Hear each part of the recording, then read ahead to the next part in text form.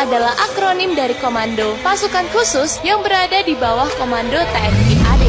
Dengan moto berani, benar, berhasil, Kopassus mempunyai tugas untuk menghancurkan logistik musuh, anti-teror, operasi intelijen khusus, menumpas pemberontakan, dan masih banyak lagi.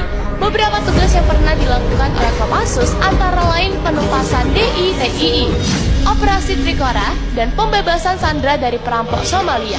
Karena memakai baret merah di kepala, Kopassus sering juga disebut pasukan baret merah. Karena membutuhkan kemampuan tinggi untuk menjadi pasukan elit ini, seleksi dan latihannya juga gila-gilaan. Seorang calon prajurit Kopassus harus sanggup menahan neraka dunia, seperti bertahan hidup di alam liar, berenang melintasi selat, dan menahan siksaan jika tertangkap di kamp tawanan. Sat 81 Gultor merupakan akronim dari Satuan Penanggulangan Terorisme. Satgultor 81 berasal dari prajurit terbaik Kopassus. Kalau Kopassus aja udah berisi prajurit terbaik, bisa kamu bayangin dong gimana kemampuan Satgultor 81. Awal berdirinya, pasukan elit ini bertujuan untuk mengantisipasi tindakan pembajakan pesawat yang banyak banget terjadi di era 70-an dan 80-an. Komandan pertama Satgultor adalah Mayor INF Luhut Binsar Panjaitan, dibantu wakilnya Prabowo Subianto. Mereka dikirim ke Jerman untuk mempelajari spesialisasi penanggulangan teror kepada GSG 9, salah satu pasukan elit Jerman. Setelah kembali ke Indonesia, mereka pun menyeleksi anggota terbaik Kopassus untuk masuk ke Satgultor 81. Satuan ini sendiri punya moto, tidak diketahui, tidak terdengar, dan tidak terlihat. Dan Bravo, Detasemen Bravo 90. TNI AU juga punya pasukan elit loh, yaitu Den Bravo 90. Korps ini terbentuk dari anggota pasukan khusus AU yang sudah diseleksi ketat. Meskipun pasukan ini terbilang muda karena baru didirikan tahun 1990, kemampuan mereka tidak bisa dianggap remeh. Dan Bravo mempunyai tugas melakukan infiltrasi di instalasi udara musuh, melakukan sabotase, dan juga aksi memata-matai. Kemampuan Dan Bravo semakin diakui karena menggunakan alutsista terbaik TNI AU, Anti-Fleet Battalion Intai Amfibi. Pasukan khusus TNI AD udah, TNI AU juga udah. Sekarang kita bahas ya pasukan khusus dari TNI AL, yaitu Batalion Intai Amfibi atau yang sering disingkat Yontaifib. Untuk bisa bergabung dengan kesatuan ini, seorang prajurit harus mempunyai daya tahan tubuh yang tangguh, sanggup menembus gelombang lautan ganas, dan lihai memakai berbagai jenis senjata. Salah satu latihannya adalah, calon anggota harus bisa berenang sejauh 3 km dalam kondisi kaki dan tangan terikat.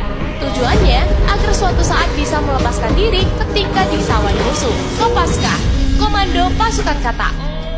Selain Yontaifib, TNI AL juga mempunyai pasukan elit lainnya, yaitu Kopaska.